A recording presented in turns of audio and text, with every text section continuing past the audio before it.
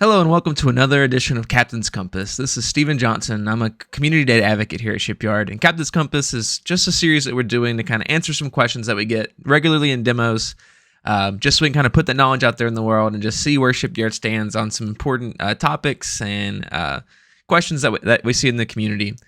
Today I want to talk about kind of the differences between Shipyard and Airflow. We get the question a lot inside of our demos of, Airflow's been around for a long time. Like, can Shipyard do the same things that Airflow can do?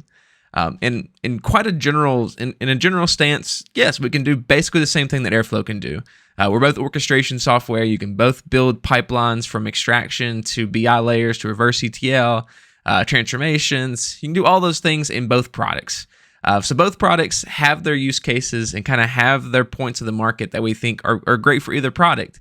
But I did want to discuss kind of the differences between Airflow and Shipyard. And again, I don't want to get into, is Shipyard better than Airflow? Is Airflow better than Shipyard? I don't think that's a great conversation to have, but I do want to talk about the differences between the two products and how in demos sometimes we'll tell other teams to use Airflow versus Shipyard because it's a better fit for them.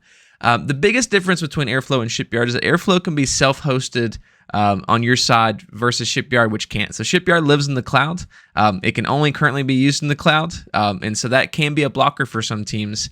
And Airflow can be self-hosted on your own environment, so you can host it yourself. There are also tools out there like Astronomer that do the hosting for you with the Airflow.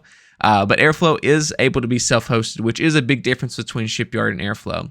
Another difference is the user interfaces. So Shipyard has more of a point-and-click kind of interface inside the product versus Airflow that's more code-based.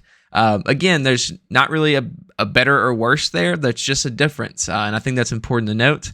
Another thing that's different between Shipyard and Airflow is that we have low-code blueprints or low-code templates that you can use inside of Shipyard. So we build out templates for a lot of the major data players so that you don't have to write that code. Airflow does have some things that are pre-made to help work with those, but they're not as in-depth as what we have inside of Shipyard. And the last difference between the two is that you can use your own code inside of both programs or both software. I'm sorry. So inside of Shipyard and Airflow, you can host your own scripts and you could run your own scripts as part of your pipeline. The big difference there is that inside of Airflow, you do have to use some wrappers around your own code and around all your code to make the pipeline work. Inside of Shipyard, if a Python script or a Bash or a Node script works on your local machine, you should be able to copy it over inside of Shipyard, and it should run just the same way that it ran on your local machine. Again, inside of this edition of Captain's Compass, we went over the differences between Shipyard and Airflow. I hope to catch you on the next one.